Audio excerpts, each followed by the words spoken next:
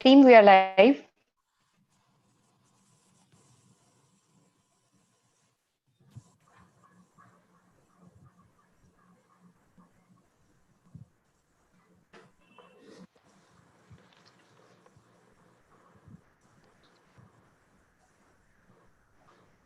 Hello.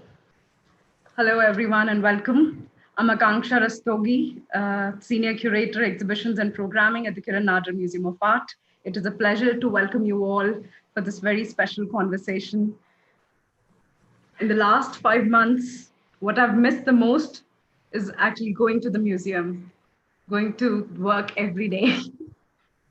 And as museum continues to remain closed, at least in this part of the world where the coronavirus cases are still rising and it's reaching at its peak only now, uh, I'm all the more convinced of the need and relevance of the institution of Contemporary Art Museum and the new imaginative turn it is at right now amidst this pandemic and as well as almost an unrecognizable India, when each one of us is battling our fears of death, of disease, loss of income, of peace, loss of rights, also starvation for a majority, when of course the cultural infrastructure is so fragile and the politics of hate dominates most channels of communication. We cannot forget that not so long ago, people were on the streets asking questions about the rights and democracy, evoking the abstractions of the Constitution, as Akil Belgrami recently put it in one of his conversations recently. And I paraphrase here, what Gayatri Chakravarti Spivak, in saying that how now we have entered into this phantasmagoria of biopolitics where only individuals and their isolated bodies are safe and human behavior is the cure. So in such a condition, institutions of the future will have to engage head on, and cannot escape these realities and uncertainties that come along with it. And as much, the fundamentals of being human and humane, of morality, the fundamentals of ethics, and also planetary responsibilities, the ideas of solidarity and care for each other might be very, very important ideas to look at in the future. Kiran Nadar Museum of Art turned 10 years old this year. And today's conversation is more to signpost this important moment in our little history. And to begin with, I just want to share some statistics, which many of our viewers may or may not be aware of. In 2010, we started the museum in Noida, converting a cafeteria into a temporary museum space. And then in 2011, we also opened the Saket branch inside a mall, and with a permanent collection of around 400 works at that point in time. Now into 2020, with 70 plus exhibitions of different scales and nature, and with 7,500 works in the collection, in the museum collection, several hundreds of visits by schools and hundreds of collaboration with different institutions, our conversation with the world have deepened. I'm so excited to have Kiran Nadar, the founder and chairperson, Kiran Nadar Museum of Art, with us today. She's the one who remembers it all. I don't know how she does it, but has the sharpest memory and plans way ahead, steps ahead in her, game of bridge. She blinks a lot, but has a visionary eye, determination, and an unmatched passion for life and all creative things. Those who know her, know that very well. So welcome, Mrs. Nadar, for this very special conversation.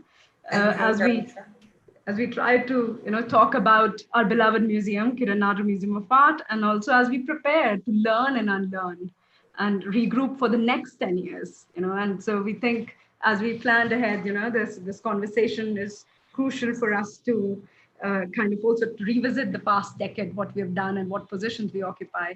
And I'm so glad to have Roobina Karode, the director and chief curator of Kiran Nadar Museum of Art, and also my boss and my mentor. She's a perfectionist. I have to say, the most calm and humble person I have known in my life, someone who rarely loses her cool and often speaks of resilience. After so many, many years of, spending sleepless nights making exhibitions And despite her crazy schedule, she still finds time for solitude and self-reflection and to travel to wildlife sanctuaries and forests. And I really find that very inspiring. I love you both. And I have to say that at the outset, and also the Kiran Nadar Museum. But so I'm very excited that you agreed for this conversation, and we are having this. And I guess this is for the first time we have both of you together on a platform talking about the museum. You have both presented individually, separately, at different occasions. Am I right? And yeah. True, very true.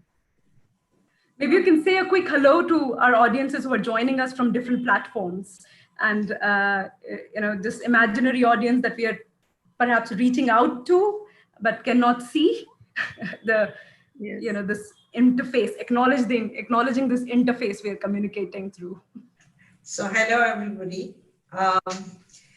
It's been 10 brief years, I won't say long years, and I think in the midst of this really tough period for all of us, it is still nice to be able to see all of you, or not really see all of you, but know you're there, and to engage and give you some of the highlights of what we have done, our thoughts, and how we think we're going to move forward in the next 10 years. And my only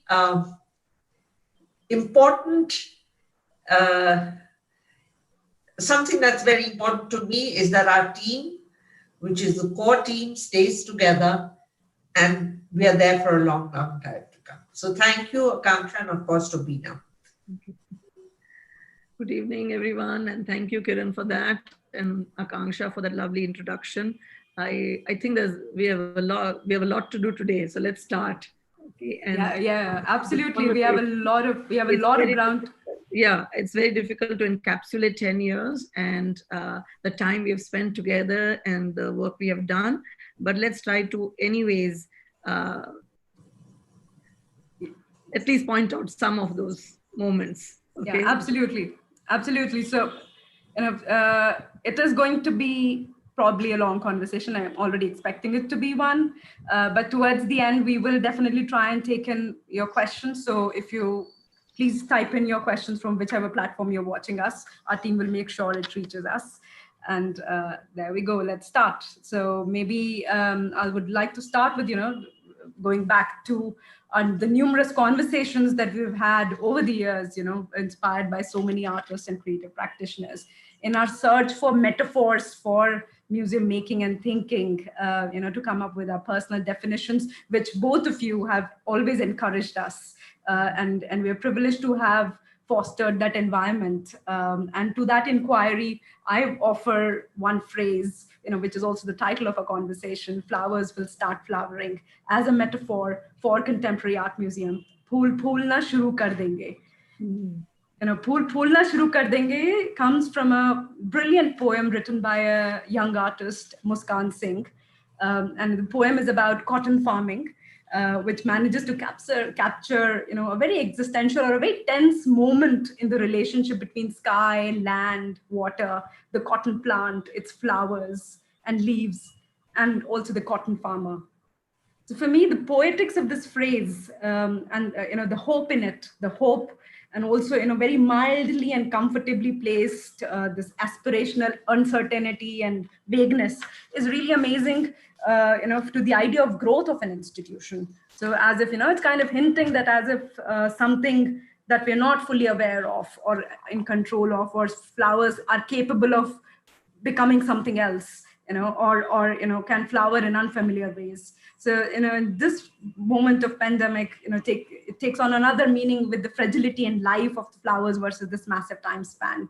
So, so that's the one lens. So with that, I would like to invite both of you also to offer, your metaphors or perspective of looking at your own personal definition of the museum and museum making and thinking. Mrs. Nadar, if you want to for go me, us, yeah. For me, it is a home away from home. And that's the way I'd like to have it. It is a nurturing place. It is a place of comfort. To be amidst all the art is something that is so comforting. And if one can learn to talk to the art, I think we all achieve something which is important, and which is one of the reasons for the museum, to expose people who haven't had the opportunity to see and assimilate art. So for me, it's home away from home. Thank you. Thank you for that. Okay, will you share? Roobina, yes. Share the screen. I thought that would Yes, be. I'll do that. I'll just do that. Can you see? You can just see the poster. Can we go to the It's not moving or what? No. Okay, just give me a minute. Let me. A second.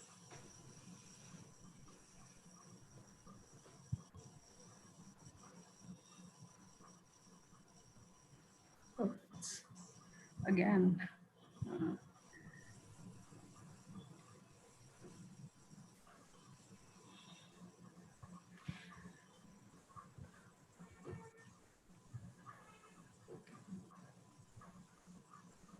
I'm glad, Kiran, you spoke about nurturing, because it is about building human connections, and really making the place a place for comfort, for conversations, I think what AK mentioned at the start of this conversation is very true, how we miss the museum, and even those little conversations that we have with the security guard or the pantry boy, or any and everybody who really comes to the museum, who wants to learn something, or who wants to who's just curious about this place, and about the work we do. And I think that really is something that is being missed right now, sitting at home, because those were really moments of, those are beautiful moments, just waking you up to do something new, to do something beautiful, to really make the day. Yeah, Kiran, would so you I'd like to start with one of a work that is very, very dear to me. It's a small work of Anish Kapoor. It is called In Mind. It's an acrylic, but with like vapor or dots of moisture within the acrylic, and it's called In Mind. In Mind. Mm-hmm. It has the feeling of breathing and inhaling, exhaling, and inhaling, and it is a small work, but it is a very important work in the museum. So yeah, I mean, when I talk about some works that are which are remembered, this is one of them. The next work is a work which is by Rashid Rana. Rashid Rana is an artist from Pakistan, and this is called The Red Carpet. If you look at the red carpet, all the red looks really beautiful, figurative, and it really looks like a Persian carpet. But when you go close to the work, you see the red is actually slaughterhouses of animals, and all the animals sort of being slaughtered. And he has taken the two metaphors of beauty and violence, and he has made this carpet memorable. He's made this carpet in 2 or 3 different sizes. It is one of his most important works, and he is an artist that we have collected quite extensively, but he is an artist who's really a thinking person. So this is one of the earliest works that I collected, and it is special. I think you made a very important point, Kiran, because I think this bifocal lens is a really important way to think about museum making, you know, the whole idea of distance and proximity, or to look at something with doubt and then clarity. You know, this going close and stepping back to see things from a distance. I think that makes for a really very significant metaphor. And so, yes, Rashid Rana's work, I think, is very important when you're talking about metaphors that are invoked by this museum, which AK refers as a functional museum. I may call it a museum in the making, or we can also call it a museum of contemporary art without a precedence in India, maybe. I was particularly drawn to this work. Everybody knows about my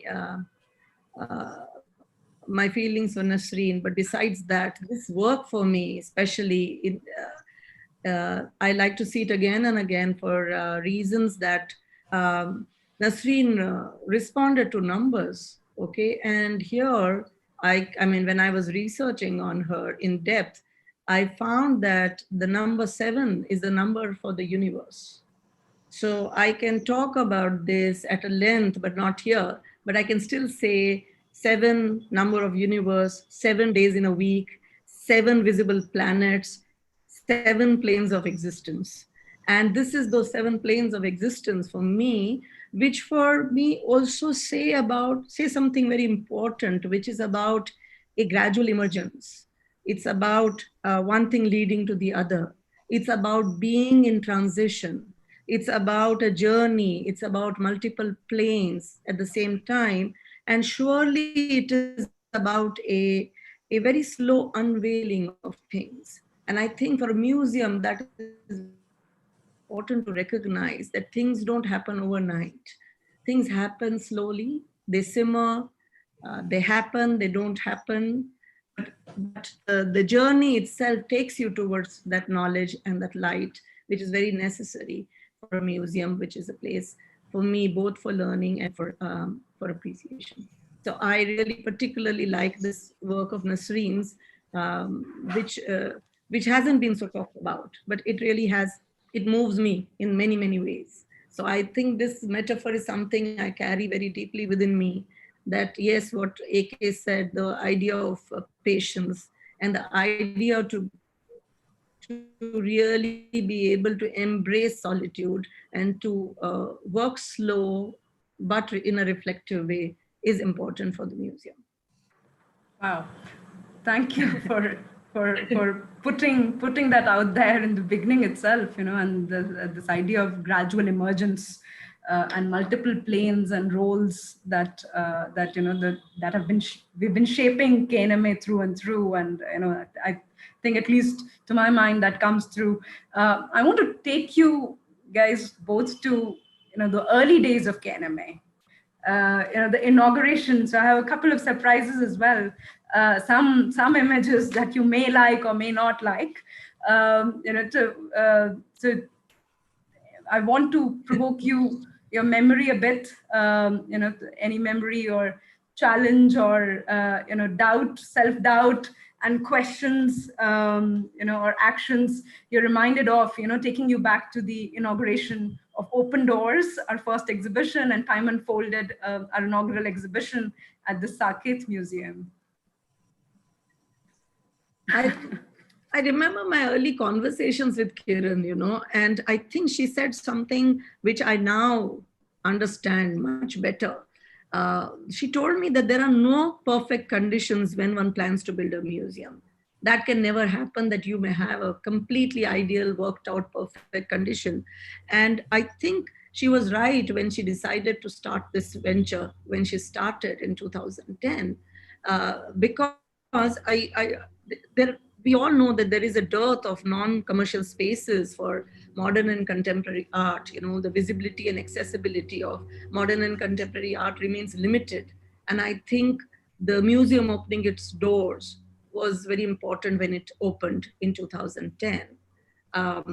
Kiran would, I was still familiarizing with the collection, I would say. But it was a great moment. I think there was exhilaration at that point of time. Kiran, you can add on that. And the family was completely in support of it, which felt wonderful. And there were people who came, some intrigued, some curious, some finding it, strange, but some also looking at this collection very keenly. And I think those were the beginnings of the Kiran Nadar Museum of Art. Kiran, would you like to add something here? Yes, and I think at that time, the thought of building a museum was very strong. I knew I should do it. Felt the collection should be put out in the public space. Yeah. But when I look back, the collection was really small. It was really not something that, in numbers, it is a very important collection because each work had been collected with a lot of involvement in the art. And also it was a statement of my personal choice, because at that time I had really bought works virtually on my own.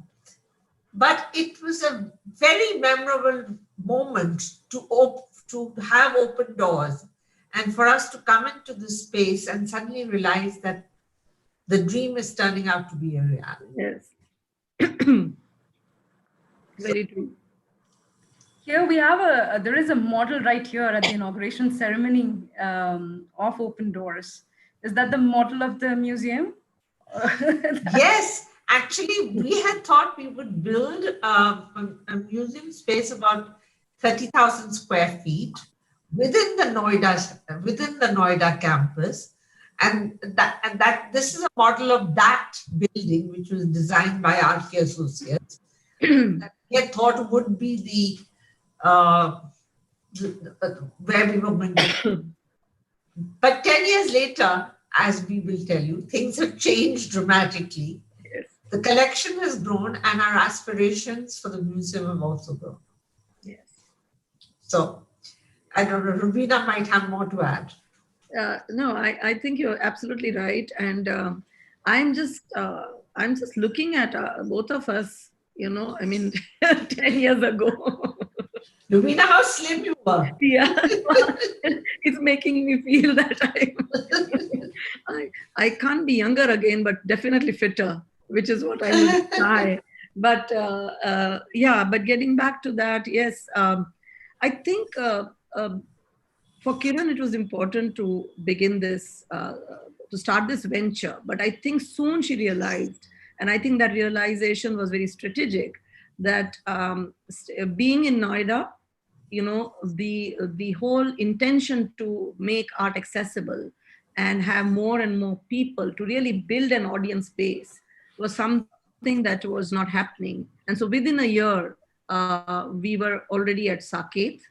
And Kiran, you would remember, I would remember these images when in Saket, the South Court Mall, these spaces, it was just a bare empty shell, and very few would know it was a jungle of columns, and it had an escalator running in between, which was removed to make the museum space. And I remember that memory is so strongly etched in my mind. I was wondering, and I used to tell Kiran in the initial discussions, these columns will have to go, and some of the columns are hidden behind these walls. And I think till now there are some walls that we cannot bring down, though we try to transform the space many a times with for the need for an exhibition of a particular kind. But that's how this happened. And then Kiran would remember, I called her when she was in Calcutta. Do you remember that, Kiran? And I said, oh my God, we have to save the ceiling height in some of the gallery rooms. And she came back, she caught a flight and came back. And, yes, actually never realized how important ceiling heights were.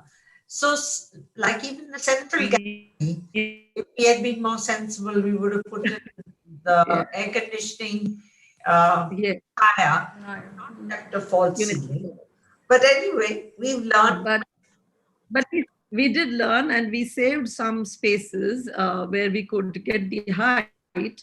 Though even now, till today, I don't think some of the works from the KNMA collection can be shown in this space, because of the height constraint. But nevertheless, we have used this space very, very productively, is what I can say. Absolutely. Yeah. Absolutely. And we did this whole project virtually in a period of about 4 months from finish. Yeah. It was done overnight. Like we used to sit till late at night getting the work done because we decided to open it on a particular time. Yeah. And it was very exhilarating. It was, yes. One cannot miss the entrepreneurial aspect of this whole entire exercise, and the risk taking involved, and as well as considerable vision that's needed to push forward something in such a small span of time, and not waiting for things to just happen. So I remember, once when we had opened, and I joined in 2011, with the opening of Saket Museum, and in that very year, the initial skepticism that people had, of the opening of a museum in a mall and different kinds of other. Yeah. So do you want to talk about that? We got some very critical press. I remember one article in the Asian Age lambasted us for opening a museum in a mall, and it said how little we really understood art. It was very, very critical, and I was really upset, and I took it up with the board of Asian Age, and I said, this is not a fair evaluation. So this person who's written this article should be taken to task, and she was. And I don't think she ever wrote anything else for Asian Age. So, yeah. So things did happen.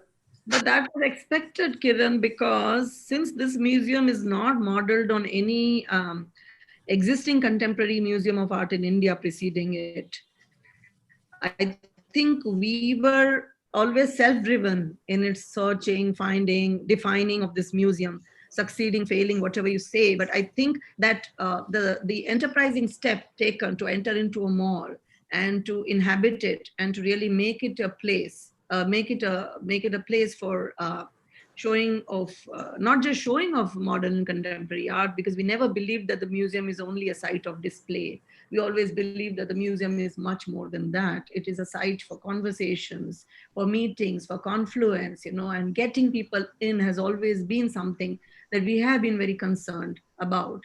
And so, yes, that was expected, that initial skepticism, the initial concern, and the initial people had doubt about what will this mean, in long term. What will this mean? Will it survive? Will it not? There were all those kinds of concerns. Even I had some well-wishers who thought that I had stepped into a place which I would not be able to be there for long or whatever. Thinking that from academia you've just stepped into something else. But I think that in a couple of years, just a couple of years, I think we were able to convey that we were really serious about what we were doing, and we were not limiting the museum to just a place where we will just be putting up art. And I think this image this exhibition can tell a lot about that, especially when we put these frontal nudes of Sousa in one of the rooms, and then the story, AK, you can tell about it, or Kiran can add to it.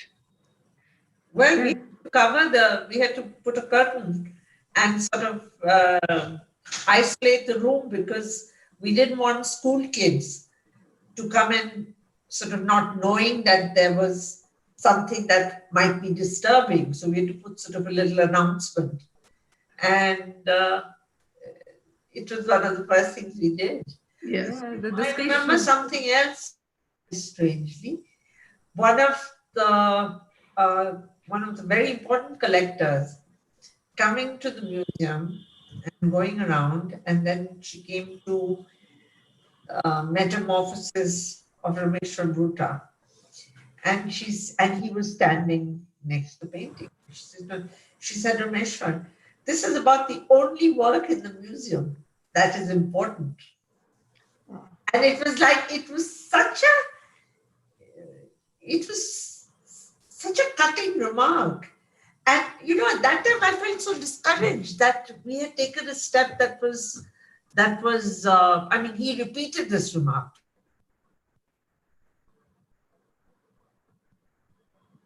I felt so discouraged that we are making an effort to do something which very few people have done before. And a seasoned collector makes a comment like this, shows that they don't appreciate the effort. So this may not be appropriate, but I just felt I should say it. It's important to share these, these instances and, in our journey. I would like to also encourage you, now and take you back to that moment when once the inauguration had happened and people have gone, and you are inside this empty museum observing and have this sprawling space to yourself. You've these 14, 15 guards and all these wonderful works of art, the space, creating the space of sensing, seeing, even for ourselves as museum professionals trying to learn step by step. It was overwhelming, the attempt itself. Yeah. Yes, and it has been a huge collaborative exercise, and also about team building and department making for us. And as when I joined, it was just started with like four of us, 4 employees, and such a small team, and we have grown. And so I want to ask Roobina, like, about to direct a private museum, which at the outset itself, calls itself a public space, is quite a long jump, and which has involved learning on the job and improvising the vision for us. How has it evolved and changed over the years, and in your own expectations from KNMA, how it has changed and since it was set in 2010? I think the first 2 exhibitions, if you remember, Time Unfolded and Crossings, were so much about individual works. We were familiarizing with the collection. We were trying to put together works that we had, as you said, very overwhelming in terms of seeing these works actually there. We had studied Hussain, we had studied Souza, we had studied all of these artists, but really to see these works, in front of us as they are, the original works, was quite exhilarating. But I felt that in the first 2 years, it was much more about understanding the collection. And I really love the idea that many collectors across the world have expressed, which is that collections are so much about meanderings also. So you as a collector meander through so many works. And this must have happened with Kiran also, that she would have gone through several meanderings, because you never come to a perfect collection as such. Your collection is growing, you're learning as you're collecting. And so though she would have started with a core collection of the moderns, especially the Bombay Progressives, whom she knew, some of them personally, and who were friends, and who also she commissioned works from those artists, she started that way. And that is what I encountered first when I joined the exhibition, joined the museum. But in the first 2 exhibitions, I think these individual works for me were a learning experience. If you see Open Doors, if you go back to those images, you will see that individual walls were given to a single work, so that each work had its own space. But what it did eventually, when everybody goes away and you are in that museum space, you start seeing unusual, unexpected juxtapositions happening between these works. And these works speak across decades, across time periods, across artists, and across generations. And that is what was happening in those first 2 exhibitions. When I borrowed the term crossings from Ranbir Kalekar's work, I was also thinking of my own journey and then the crossings that I was making from being a teacher, then being a writer, then being somebody who was setting up a documentation and research cell, and then coming to becoming a curator, and then taking on a leading of a museum, you know, these many crossings that happen and how they come together. So I found that in these early two exhibitions were the seeds, you know, for many retrospectives that happened later, many more areas that opened for research, many areas where questioning was important, you know, areas underrepresented, artists underrepresented. And that is how, you know, we came to this whole, our focus came on women artists in a very big way. And I think Nasreen's work you see right here, 4 of Nasreen's, you see Himmat, you see Jairam, you see Gaitonde, all these were actually potential you know, possibilities for retrospectives and for solo exhibitions of a comprehensive kind, you know, which I felt was important to do because they were not done before. Okay, and that set apart. So I've always felt this, going back to Nasreen's image of those planes, as from one plane you exit into another plane, or another plane emerges. And that's how those steps also, you know, you were stepping into these areas which you wanted to take on, you know.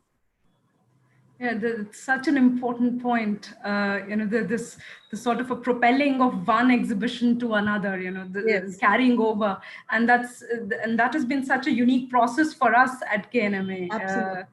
And that has made the journey all the more fulfilling. You know, so all exhibitions are in some or the other way seeded and connected. And also connected to the collection. And that brings me to my next question to Mrs. Nadar about your, you know, to build such a huge collection under one roof, and I know we are struggling with storage space again.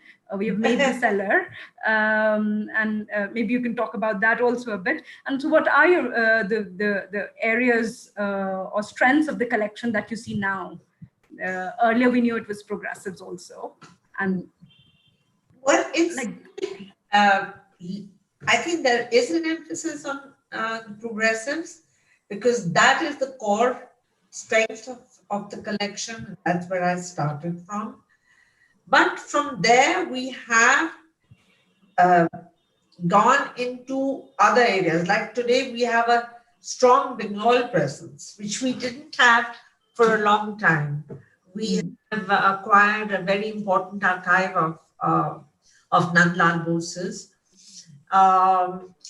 We have also acquired some popular culture works, which is unusual and different. But apart from these, which are sort of on the outskirts, we have also gone into contemporary and postmoderns. So we have a large collection of postmoderns and contemporaries. And sort of today we are really an encyclopedic collection. We are not focused only on the progressives, which is good. While the core strength does remain and they are the most important part of our collection, it is important to stress on the other areas. And we've also collected a lot of, we've gone into sculpture and to installation and to video art, or, you know, today, what is today's world of art, importantly. But if I look at some of the works in this image that you're showing us now, there are 3 really important works here. There's a Ram Kumar work, there's a Ghulam Sheikh work, I think it's called The Forgotten City. Speechless City, yes. Is that it? Yes, Speechless City. Speechless City, sorry. And there is Sudhir Patwardhan work, which is sort of in the, and this is a team from, I think, somewhere in Los Angeles that were visiting. And we were taking them around from LACMA maybe, or from another museum in Los Angeles that we were taking around. So in terms of a lot of foreign museum visitors, we have had a lot of traction And I think today we are very well known in that sphere. Here is one of the doyens of Indian art, Mr. Ramachandran with Roobina. In the background, this is a diaspora room. So we've got an Anish Kapoor dish and a Rakib Shaw painting. So while the collection is mainly Southeast Asian in tempo, we do have some diaspora works. Like we have Reena Banerjee and we have artists who are Indian but from the diaspora who don't live necessarily in India. And especially today we have this major show on the street of Zarinas, which is unfortunately, it is one of the most beautiful shows, but a lot of people haven't been able to see it because of COVID. So let's hope you open up and we start getting people to come and see the show. Very important. So I just want to quickly add before we move on, because I think we have to move on also quickly, that I find in Kiran a very enterprising and a brave collector, I have to say, because she has collected across the spectrum and often works which are a challenge, both to store, both or restore, let's put it that way. And so you and I and others in the team know how that is, you know. You have Reena Banerjee and then you have 50 crates, you know, or you would have another work of that kind, or you have a Shazia Sikandar, you know, which is 27 feet, you know, an extraordinary painting. And so I think that kind of interest, which is not restricted, or which I would say it is not also limited to any time period, it's not limited to any artist group, but I think it takes you across a spectrum of practices, artistic practices, as well as across generations, but it also could be works which are of different materiality, of very different experientiality as well. And I think that's very interesting. And that's where the question of the storage comes in. Because for any collector, it's not just important to collect. What is important is how will you store it? How will the works rest? How will the works life expectancy grow, you know, or will be taken care of through what kind of nurture that you would do, how you would take care of them. And that is something that has been very important to us, as you know. Yes, absolutely. And you know, the reason why I put this image and this one is, you know, I remember this visit so very clearly. Yes. And with Ibrahim Al-Qazi, how excited both of you were to show him around, and how inspired you were also with his collection, and hoping to convince him. I mean, you cannot imagine what it was like going to his space and seeing all those tayyabs and seeing the bull sculptures and I mean, what a brave collection he had. You were trying to convince him that evening to loan Yayati, and your obsession with Ramachandran's Yayati and the exhibition that you were planning to do at that point in time. So there are many, many failed thoughts and ideas and attempts buried under. But it was wonderful to have him. He visited the museum a few times, and it was wonderful to have him. It was a very happy day of my life, because he had, he's somebody who looks at things very, very keenly and very passionately, and doesn't mince words when he has to comment or praise. And words of praise coming from him was like, I was very, very heartened to hear that. Yeah. And so this is Bharti Khair's Elephant. It is one of the most seminal works of Indian art, and especially of a woman artist. At one stage, I think it was the highest price paid for a woman artist's work in India. And in fact, for a while, the museum was called the Hathi Museum. Yes. Because of this work. It was in the center of the foyer when you came in. And the poignancy of this elephant as it's lying there, if if you see it really close up, it's an unbelievable image that she's captured. Yeah. And with that, we experimented a bit here and there with different kinds of workshops, which were really to sense the space. And once people have left, how to now repopulate it was our question that we kept asking ourselves. Akansha, you did a series of workshops around this, isn't it? Which was to do with performance and inhabiting the museum, I remember. And so that there was a workshop with Sonia Khurana, there was a workshop with Inder Salim, there was a workshop with many others that you conducted. And I think it was very interesting to see how this museum was getting populated in many different ways. You know, it was not just about a passive way of coming and seeing the works, but it was generating so much noise and buzz and, you know, fun and physical activity and this whole dynamic relationship that one could have with art and exhibition making. Maybe you can talk a little bit about this. Yes.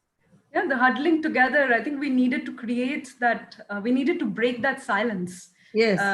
We wanted to break that silence inside the museum and experiment a bit. So all these performative gestures were very effective in us exploring the space. True. Yeah, and that takes me to our, to the point that you were talking about, women artists. 2013 was a very special year. Yeah. You want to talk about that a bit? I mean, we can get nostalgic a bit, but maybe for a little while, and then we can move on. Yeah. Roobina, would you like to take that? Yeah, I just feel that it was a very special exhibition. It was one of its kind, or the first time that we were venturing into an area like this, where it just happened to be all women artists in one sense, I would say. It didn't start like that. But so we were wanting to show Nasreen's work comprehensively. It had never been shown. She was quite a private person, a very quiet artist. And this exposure, which came, of course, there were many friends and colleagues who helped doing this. I think Nasreen Mohammadi, A View to Infinity, was the first retrospective of a woman artist that we did. And we were also celebrating 100 years of, I think that was a tribute exhibition to Amrita Shergill. Yes. And what we focused on was actually only on her self-portraits. That's why it was called the self in making. I thought that would be very interesting to see how her self-portraits are very different from the work that she was producing otherwise, you know, the direction she was taking. The beautifully produced 2 volumes by Vivan on her letters really helped to push this exhibition in that direction. And then we had 7 contemporary women artists from other generations. You have Sheila Gowda, you have Sheba, you have Sonia Khurana, you had Ranjini Shettar, and you had Anita Singh and Dayanita Singh. And and the first question that we were asked, Kiran, if you remember, at the opening of this exhibition, after people quietly visited Nasreen's and Amrita's, was, how did you do this 7 contemporary women artist show?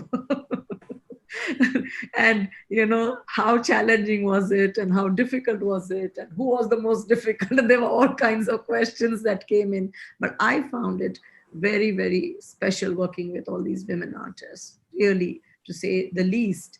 There was so much learning from them in terms of exchange of content, in terms of understanding their practice, in terms of understanding their passion, you know, what they bring to us in the form of their art practice and their artworks. I think for me, this remains a very special exhibition, actually, all 3 of them that KNMA did. And it also started it also piqued our interest in one sense in this direction, where we wanted to really not only have these exhibitions, but also collect in depth women artists, you know, who to a great extent I felt they never got the chance of being seen in a comprehensive way. Some of these individual practices, very distinctly individual practices, were somehow, sidelined or rather remained obscured, and it was a way to bring back uh, those practices. And I think when you showed this, AK, can you go to the image that this is, this is an image I very clearly remember. And this is when Debashi became naughty, and she decided with 3 tired people almost sleeping or, falling from their chair, were caught in my room. It just showed that we had spent nights in putting up these exhibitions. And this was a moment of silence, actually, after that, where we just collapsed and we decided to just sit and sleep through, in this comfort, in this place of comfort. Yeah, just couldn't move. We just couldn't move. This was right after zones had opened and all these 3 exhibitions had opened at Saket. So, that's a rare picture. So, this looking at this Shiva Chachi's installation is also making me think about the new museum building, and also the challenge that most of these large installations offer in terms of making of the space and construction of space, especially for them. Yes, that's true. That would be a consideration. And that is something that the nature of this collection will demand, I think, or will really, I think the architects' brief, or the brief that we gave to the architects when the international competition happened, was also comprehensive enough to talk about this collection and the nature and the scale of this exhibition, which is very important, because there are some works which require attention of a very different kind, and how to place them, or how to give them that place which is most suited and most appropriate, is a consideration, and was something that we did bring up. So yes, you're right about that. Yes, I wanted to quickly go to this exhibition that we did in 2014, an unfinished portrait, where of course there were photographs of Mahata, but also the focus was on drawings. So something a complete change of directions from where we started to drawing smaller works, and that beautiful set that we exhibited of Hussein's Praha drawings, and the toys that were recently acquired. So this shift in scale completely repositioned the collection entirely. Yes, Kiran would agree that what we were trying to do then, when we were also with her sitting down and trying to think of a blueprint for our collection, for the KNMA collection, I think one of the things that became very exciting was to actually look at the workings of the minds of artists. How do artists' minds work? This whole creative process is very interesting. And so there was a shift to looking at sketchbooks, notebooks, diaries, drawings, sketches, notations, and this exhibition, I think, the unfinished portrait, was about that, how we were collecting then. I remember Kiran had picked up a substantial collection of Binod Bihari Mukherjee's drawings, his prints, his collages, and Nandlal Bose's postcards, and very beautiful written postcards as well, where he was writing about the process, or about his everyday, looking and absorbing nature, looking around Shanti Niketan, looking around nature. And I think the works that we see here are majorly these drawings, these postcards, prints, photography, and that area of collection, which now we know we have built it substantially, isn't it? It's like a sub-collection within the collection. Yeah. So I immensely enjoyed this exhibition, the making of this exhibition, I would say. And you had done a workshop, if you remember. Yes, the research intensives, and I think we should continue to do, and there was so much new material being positioned and brought into public display for the first time, that it was so rich in terms of research, Yes, and we all of us participating very came excited. up with new articles, essays, stories around Yes, it, and it was such an amazing week. Um, yeah, and how we have also articulated ourselves in our yes, location. absolutely. in I our, So being in a mall, yeah, we had the advantage of having some of the shops in the mall. empty. So, so we got one of the foremost artists who does work. Roobina, you take over this. Okay, I will. I was going to say this was our most sensational project, because what it did was it completely shook the sleeping mall. The South Court Mall, which we call the Ghost Mall, as you know, till we stepped in there. And Nikhil Chopra there for 36 hours, and this empty shop, which was then given to him to live there, be there. And I think that it drew crowds from everywhere. And if Kiran and Akansha, and I'm sure Shobit and others remember very clearly, we had this little argument and fight also. yeah. There were other Yes, people yes, in I the remember. mall, who came down and said, "What are you guys doing?" And They they called objected the to it shop all. owner, Yeah. who thought that his shop was being, yes, they felt the shop was going and it was being spoilt and it is messed up, and what is all this. And but I think it was, we were very calm, and we also got them in, by explaining to them. And Akanksha was heading this whole thing about talking about it to people who were coming from all walks of life.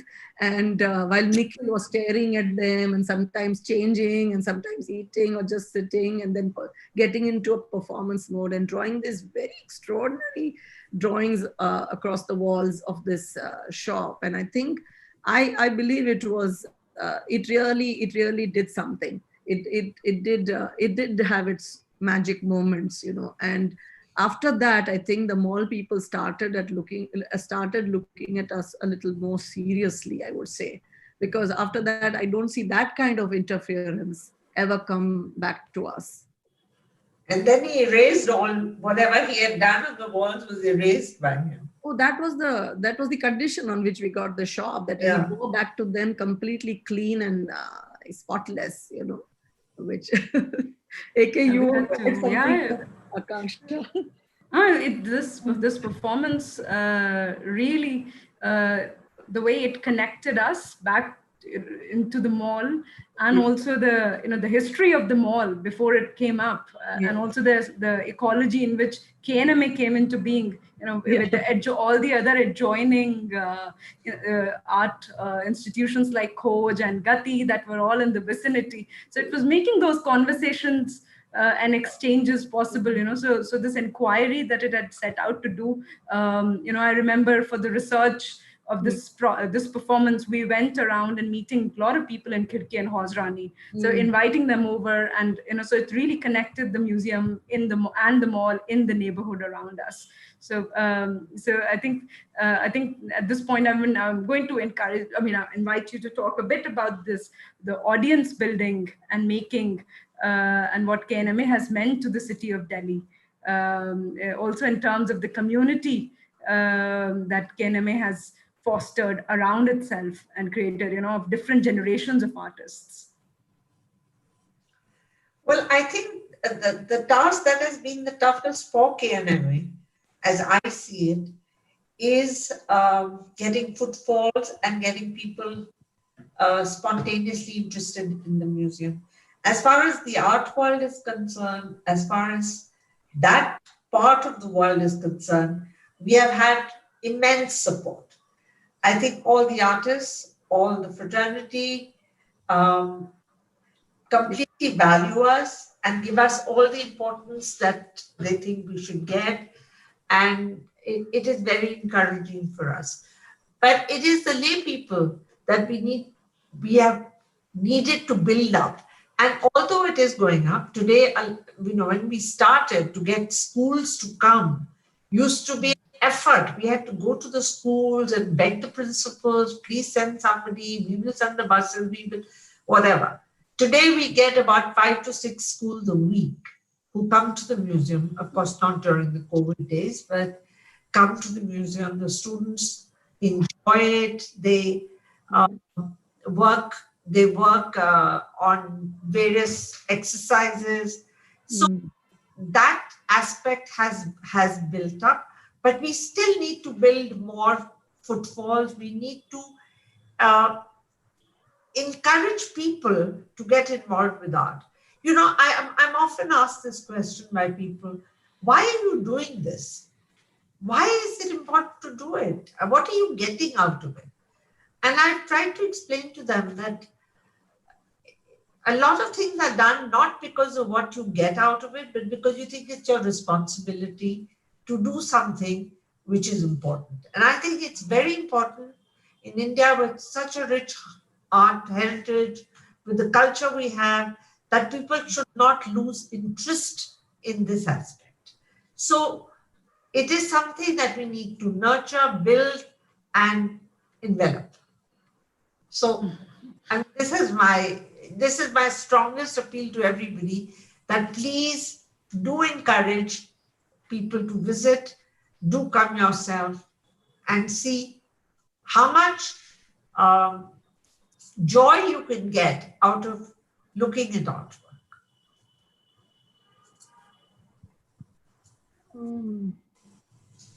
I would say, Kangsha, that I would just want to add here that when Kiran started out, it was a dream that the permanent collection should have a home and that she should be able to share the collection, okay, with the larger public. That was the dream. After 10 years, I can say that was the only thing that did not happen was a permanent home for the collection, okay? But a lot of other things have happened, which I feel were very important, relevant, and purposeful. The museum building will happen, definitely, and is going to happen.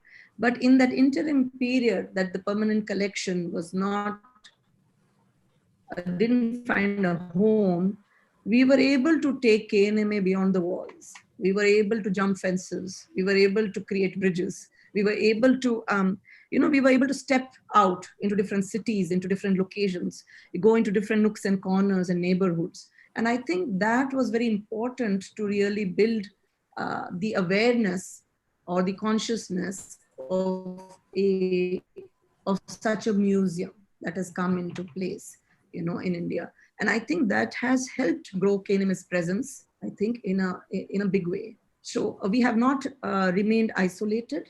We have not really said that, okay, just because we don't have a permanent museum building, we can't do the things that we plan.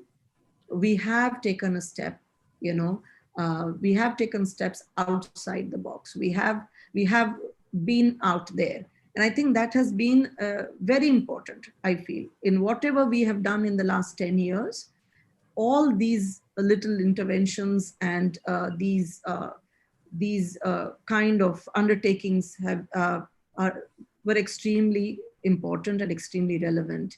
I think that even then we are still talking about how do we make this very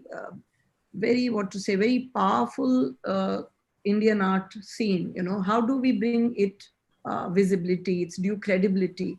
And I think some examples, great examples would be the Kochi Biennale or the Serendipity Art Festival, which have tried to do that.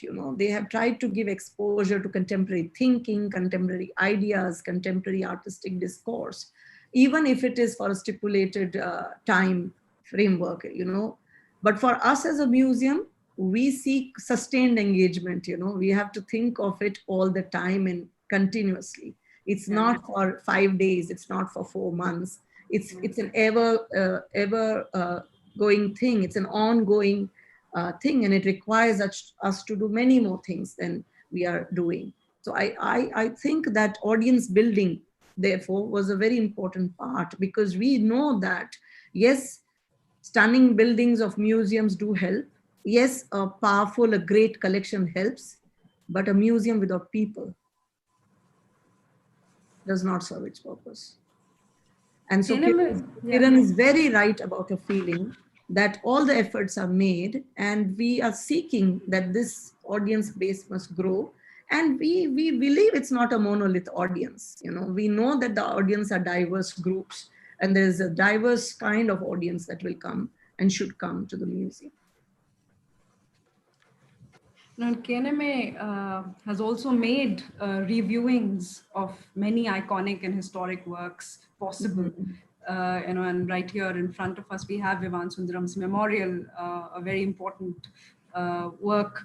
And which was also very influential to a generation of artists. So now to invite an artist like him and to reinstall a work which is so lost, completely lost in oblivion and bringing back in public memory again. Do you want to talk a bit about the risks involved in the audiences or challenges in bringing such things? And also like for even when Nasreen's works were brought back, from different collections and archives and private collections, there were so many doubts you had. Yes, please, Mrs. Nadar. Well, as far as Nasreen was concerned, when we were planning the Nasreen exhibition, we were all a little worried because it's such an abstract, her works are so abstract. And in such small, the scope of the work is large canvases. These are these small, beautifully scaled works. But would people respond, or would they feel that this is, what is this? And would there be more, disdain rather than appreciation? But amazingly, Nasreen's exhibition opened up a new paradigm for her. I mean, she was an artist who had passed away in 1992, and it never really got, or was it 92? 1990. Okay, 1990, and she had never got the recognition that she deserved. And this was really the first important retrospective of her work that we did.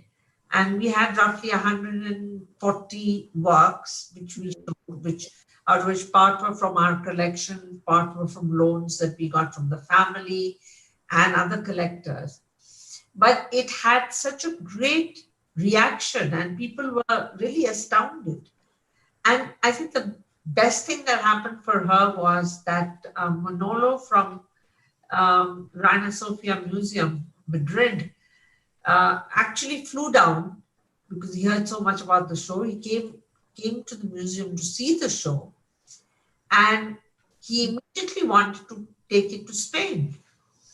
And then he spoke to Sheena Waxaf, the director of the Met Breuer, which was upcoming. Met Breuer wasn't still in place. It used to be the old Whitney building. And he spoke to her and he said, we'd like to would you like to do a joint exhibition with a tripartite sort of agreement where KNMA, Reina Sofia and the Met would do the show together. And she agreed. She actually never came and saw the show. She did it on images and on recommendation of our recommendation to do this.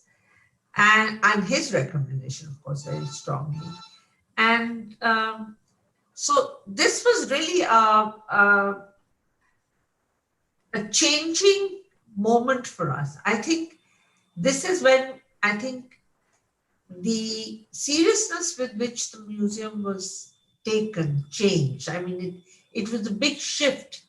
And I think with what happened with the Nasreen show is very important to take it to Spain and then to the Breuer in New York. It was their inaugural show.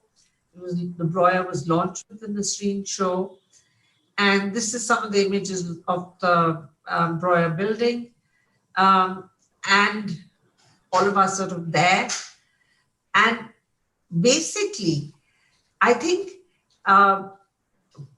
what we did for Nasreen is very important.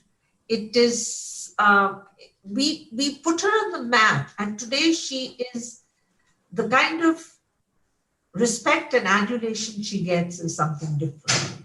And I really feel that it was owed to her, and I'm so glad we were instrumental in some way.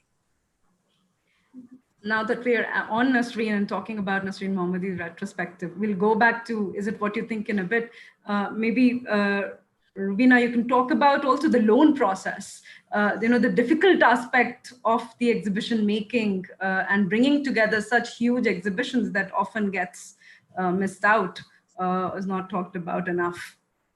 Yeah, I will just quickly add, I think Nasreen's exhibitions are, uh, everybody knows about them, except these images are important from Reina Sofia, which was a very different kind of building from Met Bloyer, which was a modernist architecture building. Nevertheless, you can see how beautifully these works stand and don't get lost in these huge spaces, which was, so the concern every time was different. At KNMA it was different, at Reina Sofia it was different, and so at Met. But the work stood for the power they had, for how compelling and beautiful they were. I think the loan process was very complicated. We were still acquiring her works. We were sourcing works. I went a couple of times to the family who I knew them before, because I knew Nasreen very well. So there was help coming from the family. There was help coming from Talwar. There were help coming from many other people who owned Nasreen's work. But collecting that kind of 130 or 40 works was quite an effort. But what I found once these works came in was that because Nasreen was an artist who hardly dated her works, hardly signed her works, hardly wrote the year of the work, so there was a lot of work to do. And at times, even we had to rethink the orientation of the work, because she never made arrows about the work, whether the work was right, upside down, or the other way. And it took a lot of bringing together old friends of hers, colleagues, artists, critics, who came, and it was a combined research created so that one could really do some justice to her work and to her to the understanding of her oeuvre. I was always intrigued being a student, and after so many years, I never knew that I would have an opportunity to curate my teacher's exhibition. But it brought back many memories, which were very personal, shared with her, both as a teacher and a friend. And I think some of those insights also come from there. For example, this exhibition had a studio space created, because I was always conscious of the fact that the artist is no more, and the artist is not, she's not an artist a lot of people have met and known, because she used to keep to herself quite a bit. She was somebody who gave a lot of time to her solitude and her work.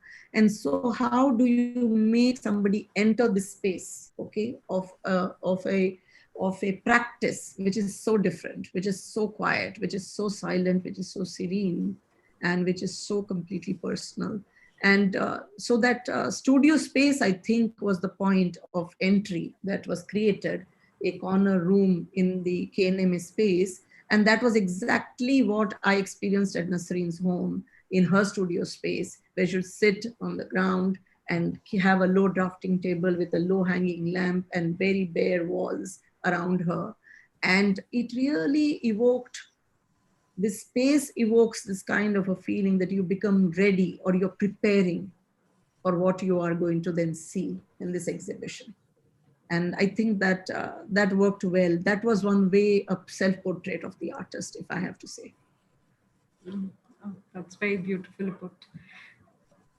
Coming back to the reviewing, the idea of reviewing of exhibitions and making possible. So I remember so very clearly, like in Himmat's retrospective, salvaging the silver paintings, Yes. something, which were, there were so many works being displayed after span of 40 years or 50 years. Even in case of Venice Biennale, the India Pavilion, the bringing back of Hussein's work and restoring it. Mrs. Nadar, do you want to talk about it a bit? So we barely had, we got the Venice Pavilion, the government agreed to do it. And we had a collaboration with the Ministry of Culture and CII. But the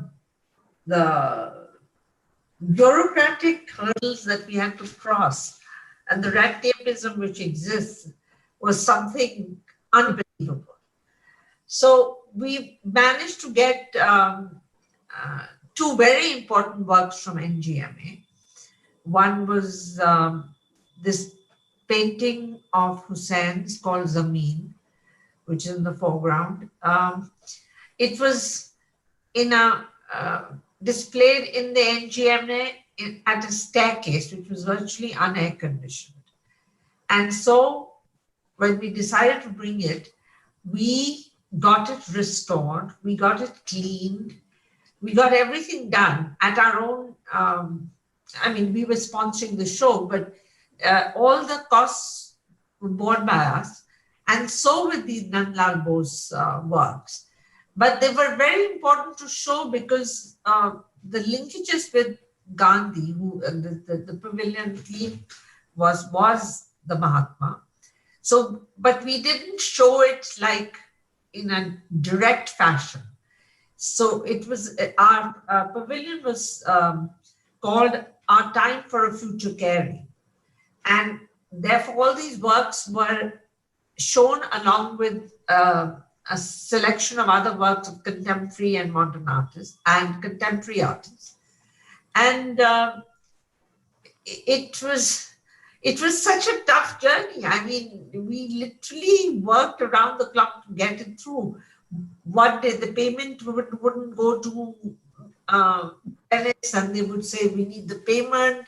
And then they sent the payment to the embassy, and the embassy didn't deposit it. And so it lapsed, so it had to be cancelled and come back to India. And then, I mean, you can't imagine the little things that happen. But eventually, the pavilion took place, and it was rated as one of the top 10 pavilions. In fact, Financial Express rated it as one of the top 5 pavilions. So we got a lot of kudos for doing this. And I think it was something that I cherish. It's one of the memories of Venice, is something I really cherish. Our whole team worked tirelessly to do this pavilion. I know Roobina was in a lot of pain at that time. Her knees were giving her trouble. But we achieved and we accomplished. I just want to say that I've said this before also, that I don't believe in miracles, but after this I've started believing in one. And that is what I would say, a miracle, that it happened on time, and it was actually on May 8th that it opened to people. There were, those trials and tribulations are many to talk about. So we'll skip that, but ma'am, as Kiran has said a little about the museum glass and the cleaning and the framing of Nandlal Bose or Zameen and its reframing and things like that. Yes, there were all these trials there, but at the end it was all worth it, I would say. But I think that most important was that we were able to show or curate the works that we wanted to. We were able to show the works we wanted to in this pavilion, you know. The curating part of it, where we could show Atul Dodia's Broken Branches, or show Zameen, or show Rumana Hussain. I think that was a bigger victory for me. Because when I go back, AK, to the Is It What You Think, which was a very political exhibition, it was something that was the need of the, you know, it was an exhibition where each one of us needed to think, how do we live in a time of decline? How do we live in a time of rage and violence? And I think this exhibition was possible firstly because a lot of these works were in the collection. I would say, I'd start from there. I would give credit to Kiran completely on this count, that some of these very important, very compelling works we had gotten into the collection. And she was ready to put up a show like this. There were people who came and discouraged us. They said that you will face real problems. but we went ahead with, because it was her courage that really made me think that yes, we can do this exhibition. And it had works which were which were actually articulating and acts of resistance, but there were also sites of recuperation and healing. So there was Vivan Sundaram's memorial, which I had seen earlier. There was, which was the centerpiece of this exhibition. There was Rumana Hussain. There were Ghulam Sheikh's journeys and accordion books, as well as his cowards. There were works by Navjot Altaf, Amar Kanwar, Amar Kanwar's lightning testimony, and Navjot Altaf's lacuna testimonies. And so there were works which were very, very significant, and they came together to really bring out this narrative very strongly, I would say.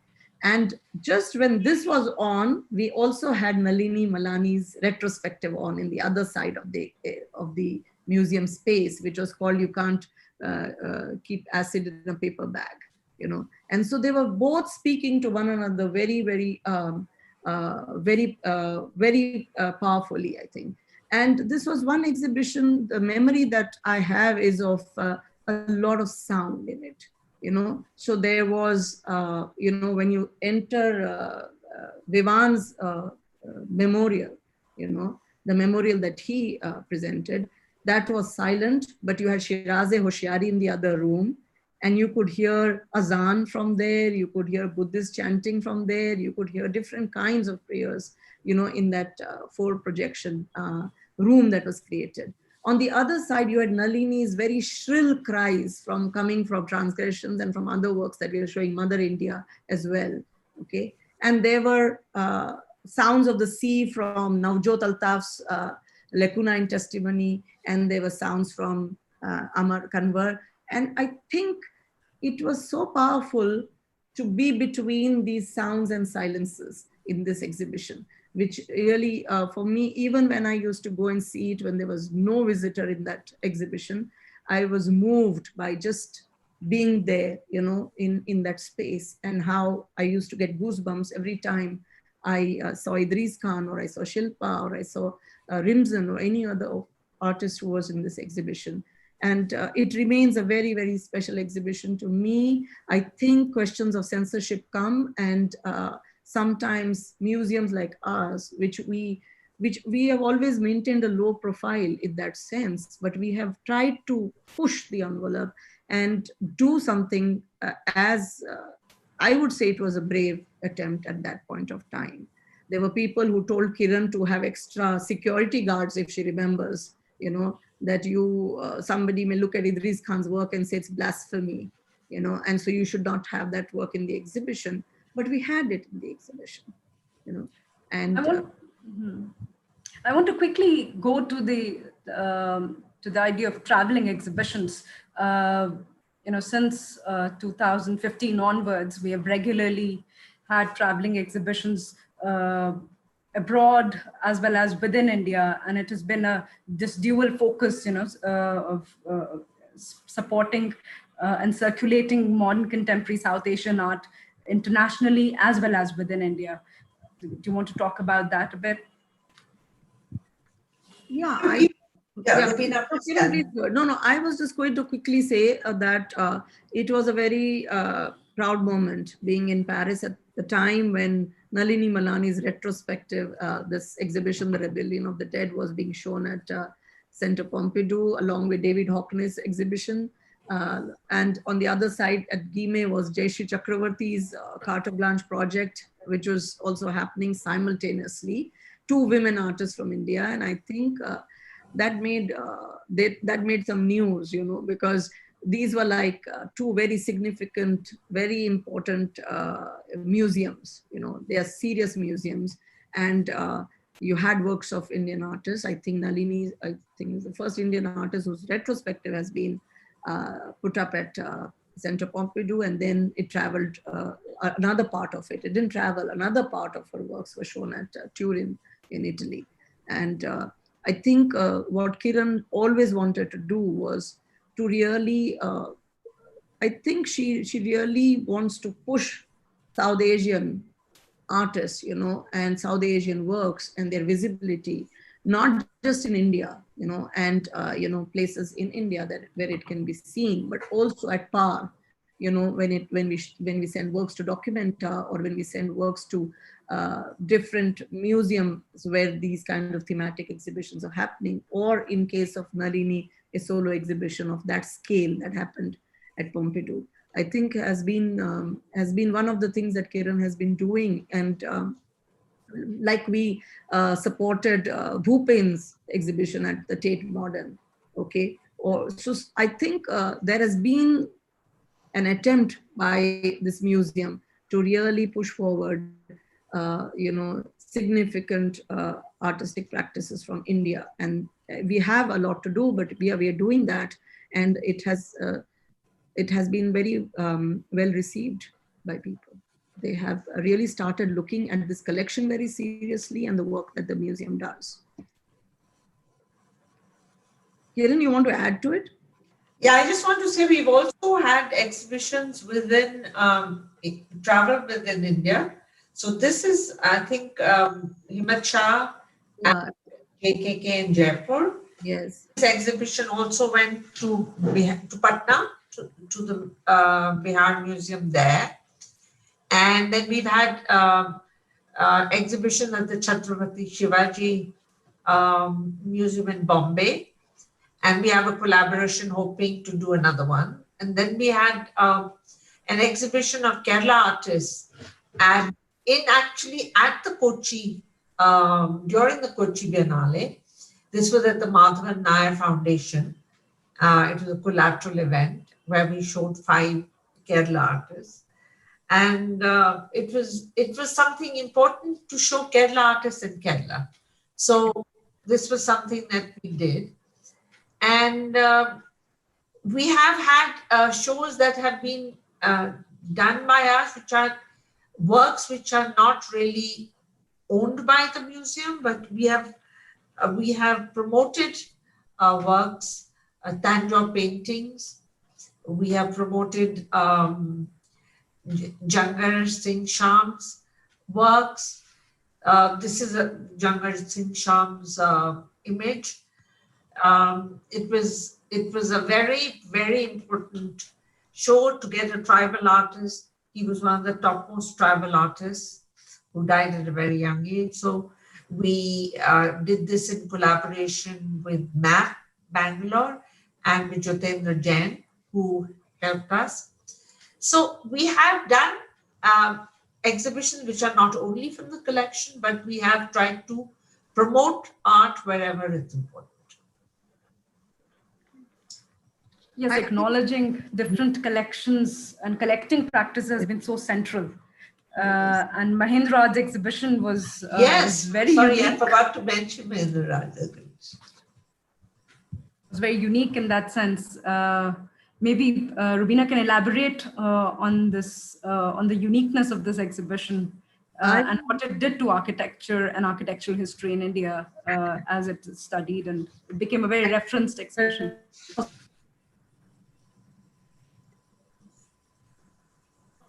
Yeah, can you repeat? We couldn't hear you. I think you're running out of time. I want to add that the Himmat slide for a moment, if you can, quickly. I just want to say that what we did at Jawahar Kala Kendra was very interesting. We just did not build any new walls or any construction. I wanted Himmat's works to sit in this museum that was designed by Charles Correa, exactly as if they were just belonging there. So everything comes out from the symbology of the museum, of the building itself. And another thing that we have gotten very interested in doing at KNMA, at least I love to do that, and AK would also add to it, is to design vitrines, design pedestals.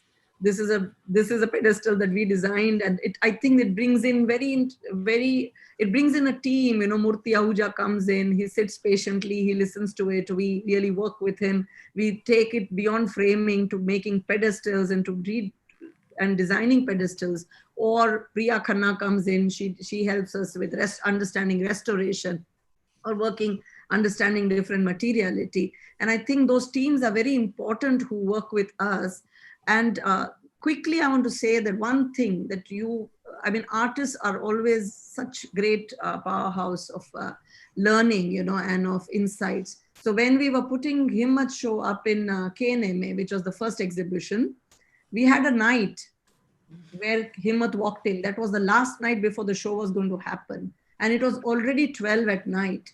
And he said, listen, you are putting these works, but all these terracottas need a bath. So at 12:30 at night, we arranged a tub, and all the terracotta works were given a bath by the artist. I would not venture. I thought, I don't want to take this risk. Tomorrow they may not be there, the exhibition may not open. But he said, no, you have to understand, it's mud, it's clay. It needs to freshen up, it needs a bath. And the whole exhibition space was smelling of fresh earth. I can't even describe what I felt that moment when these terracotta sculptures were given a bath. It was really an amazing learning that happened that night from Himmat. And I cherish it really, and I really value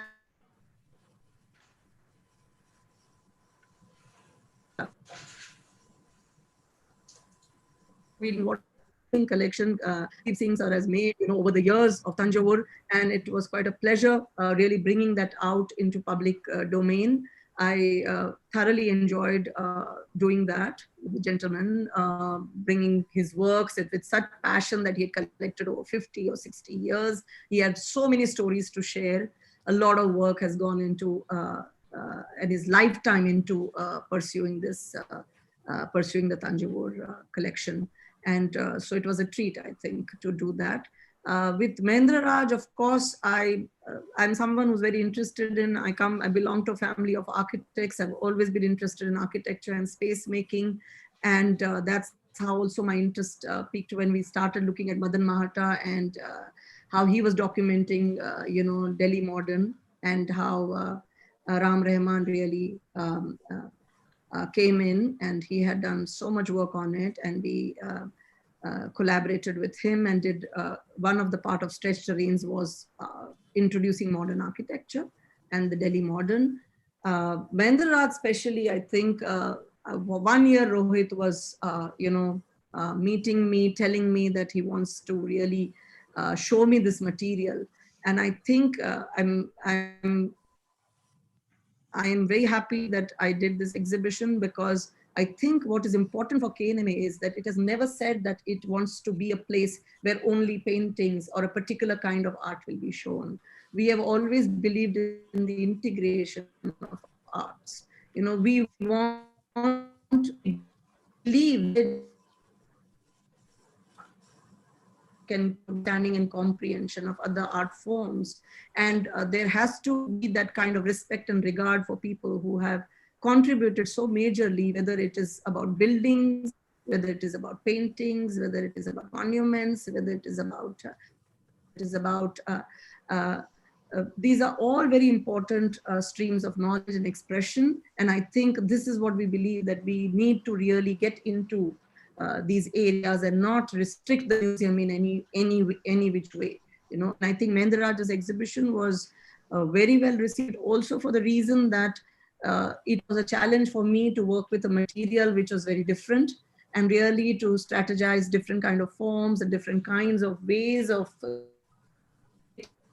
where the material is all drawings, numerical sheets and many other material like that. But yeah. And also we've pushed formats of exhibition making. So maybe I'll quickly come to, we're running out of time. Yes. Quickly ask, what has KNMA been up to during the lockdown, and what the next 10 years look like jump straight away to the very important question of 10 years on. What is, the kind of imaginative turn that we're looking at? And what kind of pushing or innovative formats of making, museum making, thinking, exhibition making, we can expect from the museum? Well, I think COVID has taught us a few things. And one is it has taught us how to communicate in the virtual space. I don't think we had so much emphasis on the virtual space earlier, but today we are learning that to promote the museum and to get more people interested, we have a vacant audience present because a lot of people are finding a lot of time on their hands.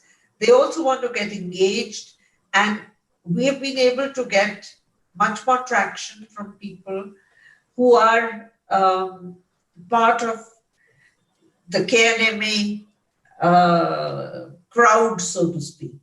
So we have done talks, interviews. This particular interview of yours with Roobina and me is also being shown. And there have been a number of these aspects. Also, we are doing things for art and fashion together, how there is linkages, and we have dealt with a number of fashion people who are designers, fashion designers, and how they have drawn inspiration from art. And we've done a long segment of that. We've done, our school programs, because the virtual programs are taking place, but the actual groups that come to school are not. So we have worked something out for the students. And so there's been a number of activities which are going on in the virtual space. And I think when the museums open and COVID is behind us, we are going to see a new museum culture. We are going to see a lot more interaction with people in the virtual space. And this is a space that we need to build up and to, grow with it, because this is something that nobody could have imagined, that we would face a situation like this. I mean, it's almost 6 months that we have been in sort of more or less a lockdown. And so this has been one way of communication. But when this happened, we were in the midst of a very large decision that needed to be taken. We are in the process of deciding to build a standalone building. And we had a competition to select the architect. We appointed a consultant, and we had roughly 60 entries. And then we narrowed it down to 5. And we had a very eminent jury. We had Glenn Lowry from MoMA. We had Chris Durkin, who was with the Tate earlier, amongst the other people. And there was part of the family. And there was Scott, who's an architect also.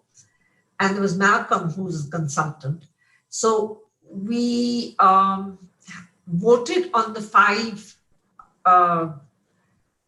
architects who were in the finishing line. And it was a unanimous choice to select Sir David Adjaye. David Adjaye has built the Washington part of the Smithsonian, the new wing, the African American wing of the Smithsonian. And he's from Ghana, and he's really wonderful. Actually, the Ghana Pavilion at the Biennale, Venice Biennale, was also done by him. And we were almost sort of close to each other. So now this museum will come up, except it's been delayed by about 6 to 8 months because of the delays with COVID. But very soon we hope to have it off the ground. And so this is something I have always hoped and wanted to happen. We are going to build a museum come cultural center.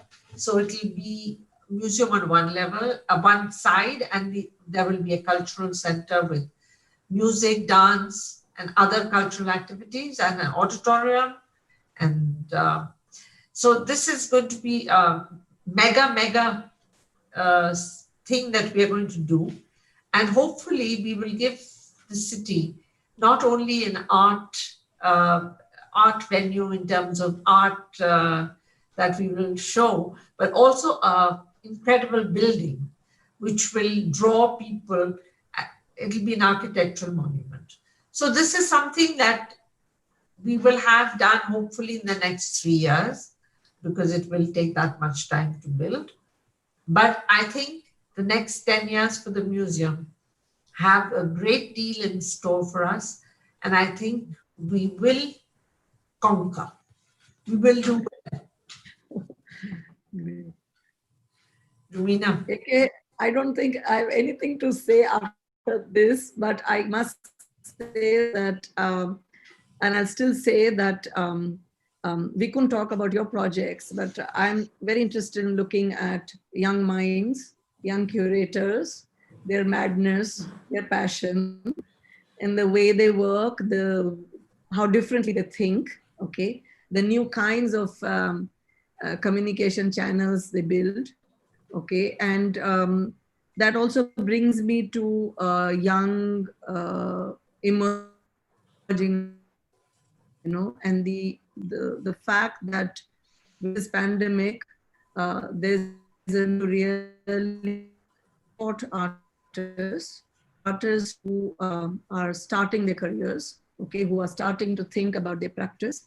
And so I think when we were planning this year, anyways, we had definitely thought about looking at the younger generations that are just now entering into leaving colleges and entering into developing their artistic practice. And I think that's one area where I really want to take KNMA. And the other things will go on. I think the best definition for a museum would be that it is always a project under construction. Okay, we continue to work, we continue to find new ways of doing things, new areas of working. And this 6 months has really been a time of a lot of reflection on that count. And hopefully, I think we will be able to draft and write what we want to do, what we want to do as we go along. Yeah, adding to that, we have also been archiving, documenting, Yes. and making the resources that we have available to the general audience. So very soon and slowly, gradually, we are releasing our video archives and all the talks and conversations that we've had in the past, in the last 9 years at the museum. There is one question we couldn't, of course, touch all the aspects, and it's a very small, tiny bit that we could really cover. But there's one question that I think I would put to both of you. Let's just take that up and then we can call it a day. In a country like India, the educational dimension of such a museum is essential. You've not talked about it despite its prominence in your museum presentation. Yes, that is true. One could not talk because there was so much, so much to talk. I think I wanted to talk about Amar Kanwar's lightning testimonies, and it's traveling to different places, to different regions, and the significance of such a exhibition project that doesn't end with an exhibition, but continues. And that's where the educational component comes in. But yes, you are right, whoever has asked this question, that education has been a very important component. And we work, I think nothing that we do really separates this from what we are thinking. I think education has always been a concern and has always been a preoccupation. Whether we are exhibition making, whether we are thinking about audiences, when we're thinking about programs, the very rigorous kind of programming that the KNMA team does, and the diversity of it to reach out to different kinds of publics, I think has a lot to do with this. Even our exhibitions, for that matter, Akansha, you could speak a little about how these exhibitions are not just about putting up works. There are always programs around it. The exhibition is decoded, it is analyzed, it's examined, it's investigated, and along with it, the kind of collection that we put up, the kind of work we put up, the kind of content that is generated, the kind of material that is published. And I think there are all these areas of working which could not be talked about, but I think education could be a separate entity, and we could have a conversation just around it at some point of time. I'd like to also add that the Shiv Nadar Foundation, very large emphasis is in the field of education, be it the Vidyakan schools, be it the Shiv Nadar University, be it the Shiv Nadar schools. So education plays a very important part. And I feel that the museum is an appendage to all these education initiatives that we take. And hopefully it will also show fruit as we go along. Already, I think, I mean, we talk about Amar Kanwar, his show went to Assam, Latin Testimonies, which we sponsored, and it had a great response. Also, the film that he made, we showed it at during the art fair in our cellar space. Yes. And so we're doing our bit. We're trying to do as much as possible. We need encouragement. If both of you are up for it, maybe we can take one more question, or I'm leaving it up to you. Sure. Are you feeling a change in India in the social political environment is necessary for a disruptive project like Contemporary Art Museum? So essentially the person is asking that, for a contemporary art museum to exist and continue to exist, do you think, the receptivity within the cultural, social, political environment is needed, or what kind of change you think? Well, it is needed. I think also from the point of view of the government, there must be a certain more importance given to art and culture. It is our heritage and we shouldn't lose it. So it is also important for the government to give it, but also in the terms of the social political situation as it exists today. I think this 6 months has been a time for reflection for most people. I mean, things are not going to be the same. I don't think I'm going to be the same when this period ends. I already see many changes in my own space. Things that I'd like to do, the way I'd like to spend my time, all these things are going to change. And I think there will be a social political change in the aspect of museum going. Roobina, you might want to add something. No, ma'am, I really don't have an answer for this. This is a question that haunts me all the time. And I cannot say any one thing about it. Yes, it's a difficult time. It's a challenging time, and it's also a time of crisis in many ways. But I think art does many things at such times. It really has power to help us see, and it gives us a vision, and that is something that I hope that because of art we will be saved to some extent. I feel so. I mean, I cannot separate my life from the work I do, from the thoughts that come to me, from the real concerns that we all are carrying at the moment, we all have, whether the social political climate changes or not, or is conducive or not. Art will have to continue, and art will have to happen, and art will happen. And hopefully, I mean, I live with that hope, though I'm haunted by many questions that I can't answer. Yeah, if I were to kind of also respond to that,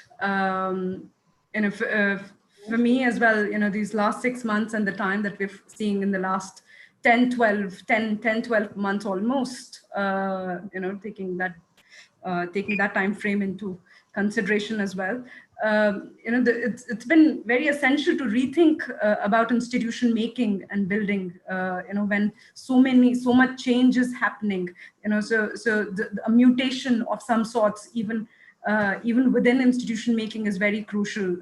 It's not a matter of just changing social or political environment. I think it's more of so contemporary art museum then is definitely one sort of a prism which can mutate, which can change and can make itself flexible and receptive when other things around it are not working out.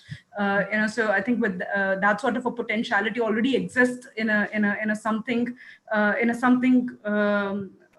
in the outer frame and the inner frames of thinking around contemporary art museum. So I think from that sort of a fielding or field making action, I think we can maybe thank all our viewers for supporting us by sitting for 2 hours almost and sitting tight. And thank you. Yeah, it's been almost 2 hours. And thank you so much for this conversation.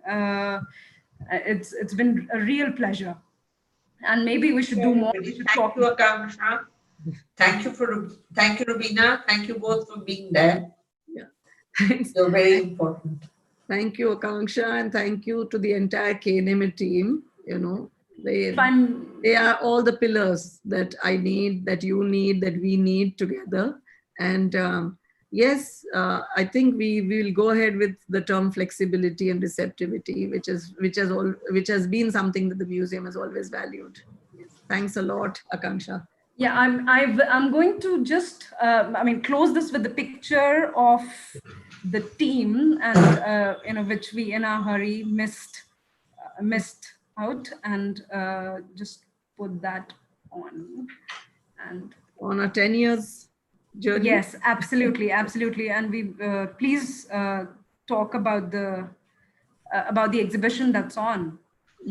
Yes, we will. Okay, I just want to say one thing more, that museums in the West have started to open. Chicago museums have opened. And what they're doing is they're taking 20% of the normal audience coming in.